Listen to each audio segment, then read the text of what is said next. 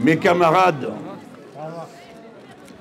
je me présente devant vous accompagné du gouvernaliciste Adrien Quatennens et David Guiraud, député du Nord, mais aussi de Thomas Porte, député de Seine-Saint-Denis.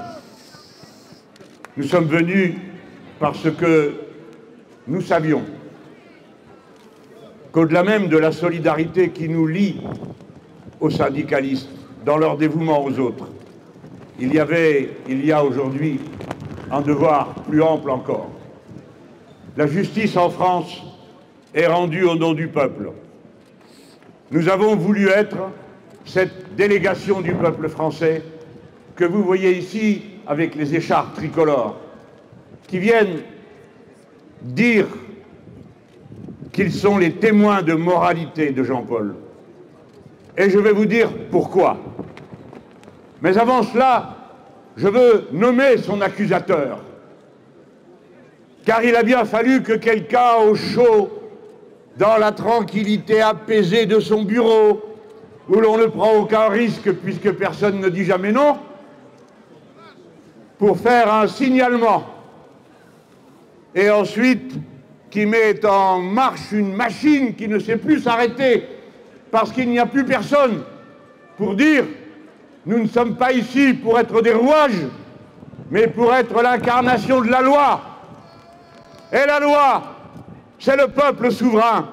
On doit donc non seulement toujours la considérer avec la plus grande attention, avec le plus grand respect, mais savoir que celle ou celui qui a la charge de l'appliquer, en vérité, à l'instant où il décide, incarne la souveraineté du peuple. Alors, nous avons vu une longue chaîne de démissions morales se mettre en place. Cet homme décide. Qui croit-il qu'il est? Comment peut-il croire que nous ne savons pas, nous, qui il est? Celui qui a sifflé l'assaut, qui a jeté à terre Geneviève Leguet, celui qui a contre vous, les Verbaudet et les autres, toujours été du côté de la trique, contre le peuple qui défend quoi? Son droit à l'existence et à rien d'autre.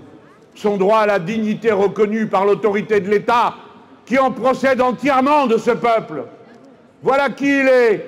Il a méconnu le devoir de sa charge, qui était de ne pas confondre ses convictions idéologiques, qui font de lui un ennemi acharné du peuple, qui aujourd'hui couronne sa carrière au service des puissants, en étant le directeur de cabinet de la ministre qui va bientôt passer à une nouvelle phase de l'offensive antisociale de ceux qui gouvernent de ce pays, avec la mise en œuvre de la réforme de l'indemnisation du chômage.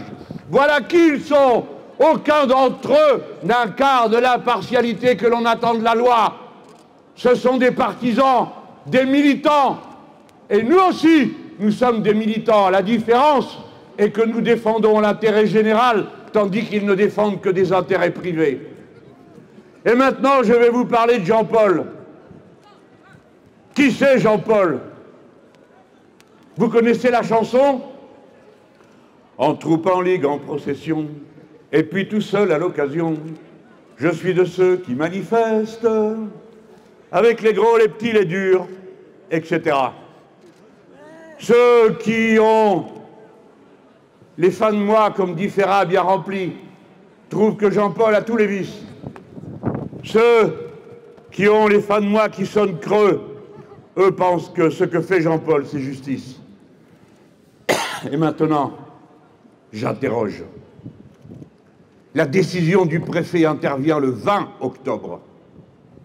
Les événements générateurs datent du 7 octobre. Il s'est écoulé entre les deux dates 13 jours de tuerie.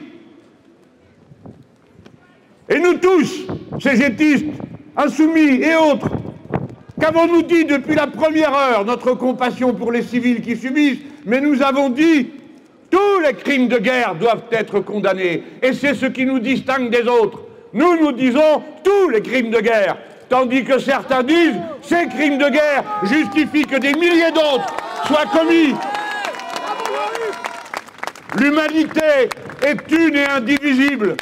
Eh bien, je vous le dis à cette heure où nous sommes ici rassemblés pour défendre Jean-Paul qui, à ce moment-là, a porté notre honneur?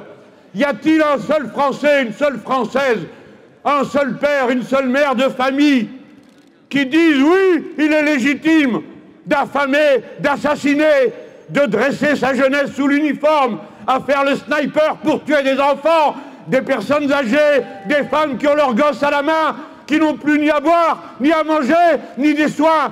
Qui avait raison? Jean-Paul et personne d'autre. Et à ce moment-là, c'est lui qui défend notre honneur. Savez-vous pourquoi il est mis en examen? Vous le savez tous, pour apologie du terrorisme et incitation à la haine raciale.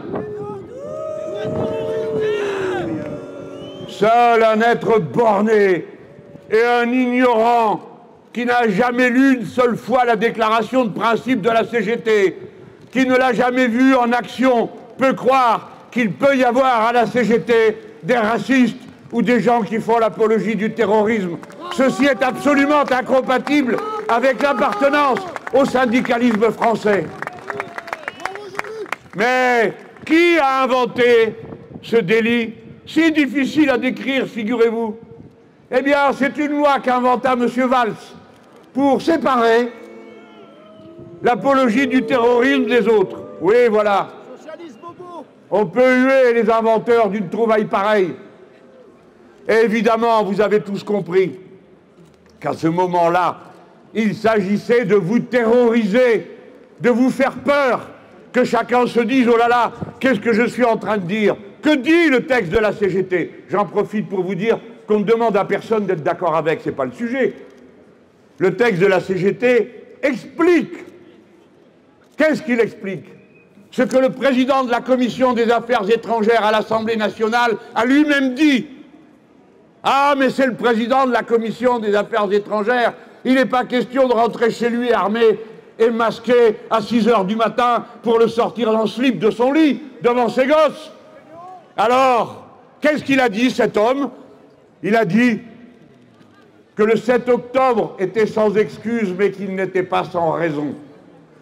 Pas sans raison. C'est exactement ce que décrit le texte de la CGT. Quelles sont les raisons de ce qui se passe là-bas? Parce que nous sommes des êtres de raison. Nous avons besoin de comprendre. Et le syndicat fait son travail quand il explique. S'il n'explique pas, il ne fait pas son travail. Et c'est une décision collective. Ce n'est pas Jean-Paul qui s'est levé le matin en disant « Tiens, j'y vais de mon petit texte à propos de ce qui se passe au Proche-Orient ».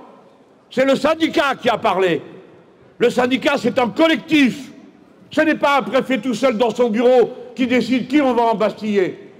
Voilà l'enjeu. Il s'agissait de vous faire peur, de manier le rayon paralysant qui a consisté à traiter d'antisémites tous ceux qui protestaient contre les massacres, de nous faire tous sentir une identité qui n'est pas la nôtre. Il n'y a pas de racistes ici, il n'y en a pas au syndicat, il y en a dans vos bureaux. Oui, ceux qui font du racisme à l'envers sont ceux qui disent que l'on est antisémite parce qu'on habite un quartier populaire, ou que je fais des clins d'œil aux musulmans comme si les musulmans étaient par nature antisémites et les quartiers populaires antisémites. Ça, c'est du racisme dans l'autre sens. C'est utiliser un racisme pour en créer un autre.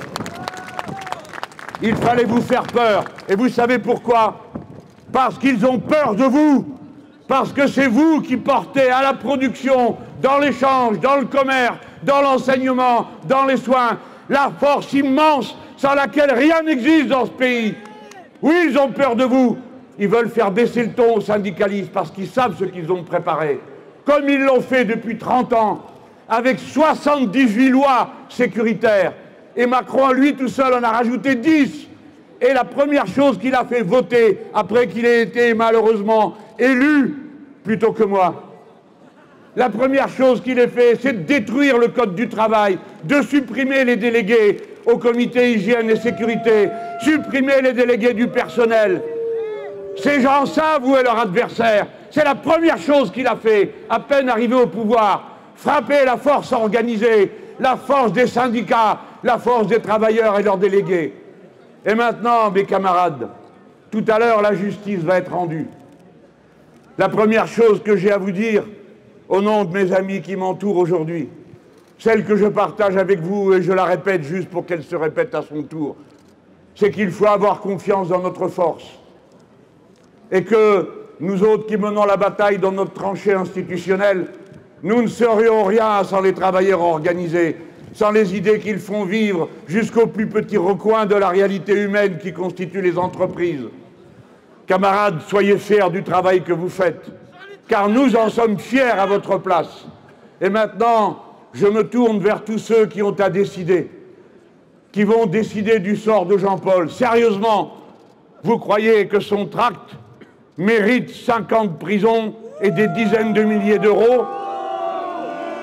Vous croyez qu'il mérite 7 ans de prison et d'autres centaines de milliers d'euros? Alors, si vous ne le croyez pas, à quoi bon menacer les gens? Qui croyez-vous qu'il soit? Lui aussi est un père de famille. Et je vais vous dire, devant vous, il fait le brave parce qu'il l'est. Mais en lui-même, comme chacun d'entre nous dans de telles circonstances, nous nous demandons de quoi va être fait le futur. J'en ai vu des délégués syndicaux, tout seuls, crevés de peur, sous leur t-shirt, tout en montrant la bravoure. Vous avez persécuté Jean-Paul en lui faisant ce que vous lui avez fait, en surgissant chez lui, en le menaçant de peines immenses. Et je finis en républicain que je suis, comme eux, qui font la loi.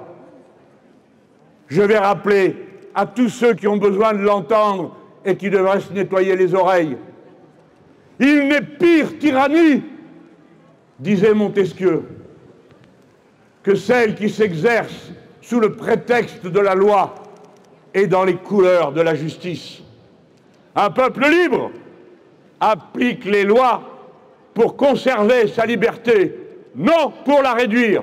Vive la classe ouvrière, vive la lutte, vive Jean-Paul!